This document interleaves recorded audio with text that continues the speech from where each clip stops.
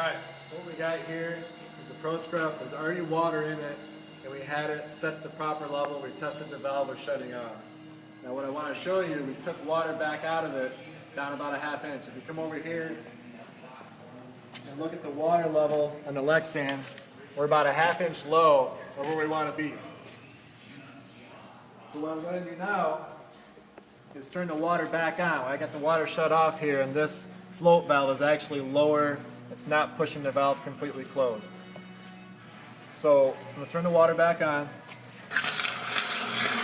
And you can see it's rushing in right now.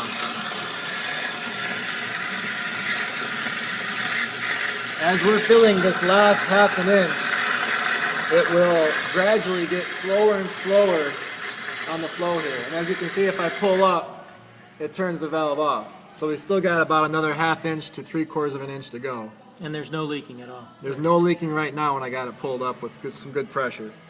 And when it shuts off, the rod is going to be horizontal to just below horizontal. I'm going to get a shot of the angle of the rod too. I think this is very important to look at from this angle.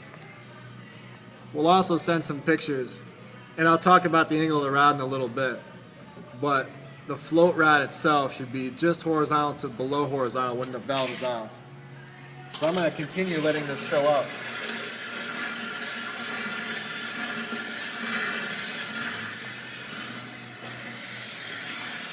And of course, if you want to make it fill faster, just pull down a little bit and they'll let a lot of water in. Just push down, you mean? Push down on the rod, and it's going to let it fill a little faster for you. So it's slowing down a little bit. We're not quite there yet. Starting to slow. Slowing down even more.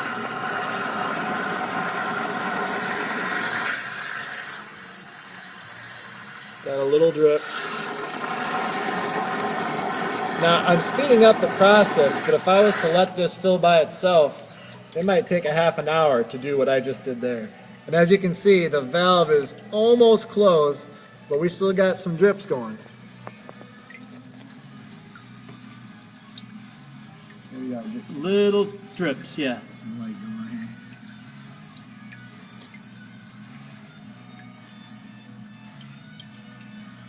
Nothing coming through the piston area though. The dripping is coming through the main Yes, supply area. it's coming through here. If I was to pull up right now, it would completely stop the dripping.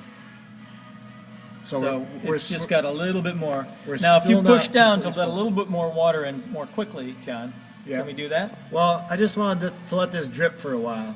I'm going to talk about the angle of the rod and why we angle this rod the way we do.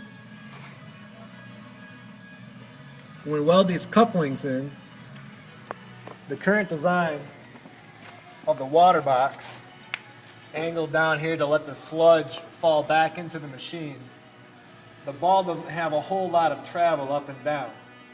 So by angling the rod in a little bit more, we can get a little more travel up and down for the customer to play with, their water level, and things like that. If the rod was completely straight, and worst case situation, our coupling was welded a little deeper into the housing box, this ball might actually rub on the far wall. So if this ball was coming up, it might catch the far wall, causing the valve to stay open and the water overflowing the ball. But if the rod was still straight and the customer just kind of wiggled the ball, picked it up, made sure that the valve was shutting off, say this rod was still straight, if there is plenty of clearance there and they know for sure it wasn't hitting the far wall, the valve should shut off. Now if it was hitting the far wall, like I said, it would keep it in this down position and water would still be leaking. Now we've been sitting here for about maybe 5-7 minutes and we're still getting about 2 drips a second coming through there. If I get a shot of the drips.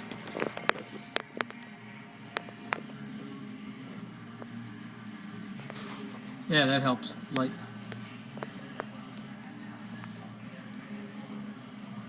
So drip, drip, drip, drip. So one every second. something like that. That's not a trickle. That's certainly not a trickle, and it's not coming from around the main piston area. It's just coming out of the main supply spigot. And like we said, this will exponentially decrease, but it's never going to get to zero until it's completely full. So let's talk about the angle of the rod. Oh, you just did. I talked about the angle of the rod. We Okay, talked but about the coupling. Now I want to show it from standing back, standing directly at this end of the box, the water box, and coming right down over top where the rod screws into the valve. And you can see that angle. Okay, that's where we are. And like John was saying, that gives us a little more travel. And that may be what we need to focus on there. Right. And this rod is, right now, it's perfectly horizontal, and the water level on the Lexan window is right at the line.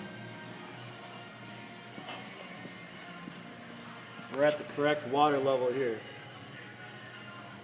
So when you initially set the knuckle of the float valve, you might want to get that water almost up to the line, and then reach in here, and when you set this knuckle, unscrew it, keep the valve closed. I'll do it right now. So I'm going to be putting pressure on the valve here to keep it closed. And now my float can go up and down all over.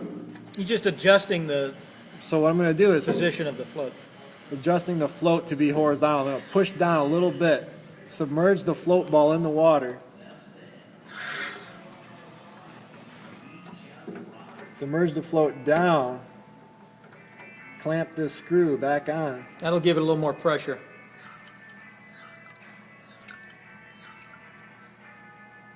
And check your line on your Lexan window, and you should be perfect. If the water level was too high, I would want to go to the float valve here and the knuckle and adjust it down a click on this elbow. So unscrew this and put it one more position down. To get some more force. Take